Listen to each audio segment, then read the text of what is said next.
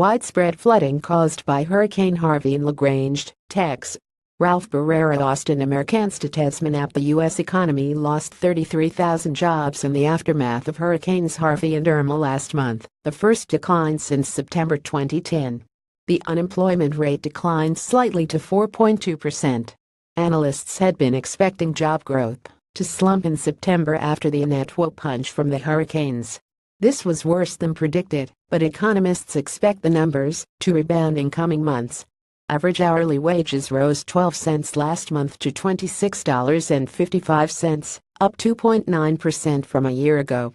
The government's monthly jobs report, released Friday morning, offers the first glimpse at how workers and companies are faring in the aftermath of the storms, which slammed Texas and Florida. Economists had estimated the nation would add about 75,000 jobs last month, landing in the five-figure range for the first time in half a year.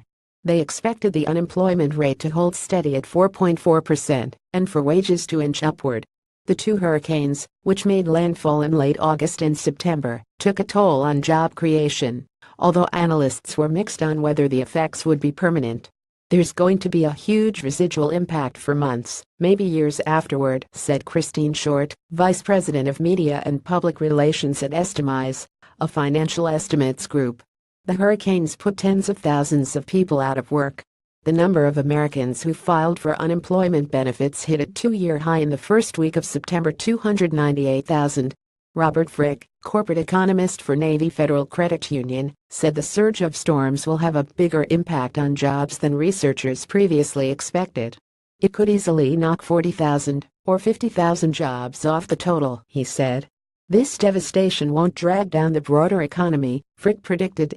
Researchers expect October's numbers to reflect a rebound, thanks in part to the rising demand for construction workers and plumbers and electricians to repair hurricane damage. The storms will make it harder for analysts to take an accurate reading of the country's economic temperature through the rest of the year, since it's tough to untangle short-term effects from other factors. It's going to fuzz up the numbers, Frick said. I hope the noise gets shaken out over the next 2 months. But there's no reason to believe the country is drifting away from healthy growth, said Mark Hamrick, senior economic analyst at Bankrate.com. This year, the economy has added an average of 175,000 jobs each month.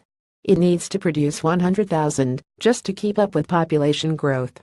As for September, analysts forecast that the average number of hours worked stayed about the same, while earnings will tick up 0.3%, a 2.6% jump from this time last year. We want to believe that underlying trend remains intact, Hamrick said.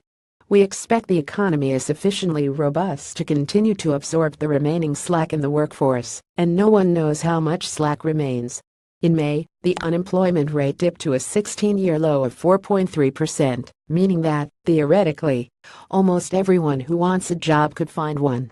It inched up to 4.4% last month, but employers nationwide are still complaining about labor shortages, saying job seekers lack the skills they need.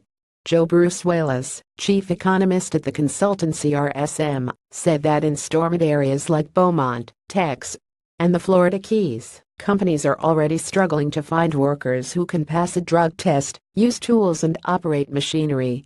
There is not a significant surplus of labor ready to re-enter the workforce to take relatively higher-paying construction jobs that will be available in Houston and across much of Florida, he said in an email.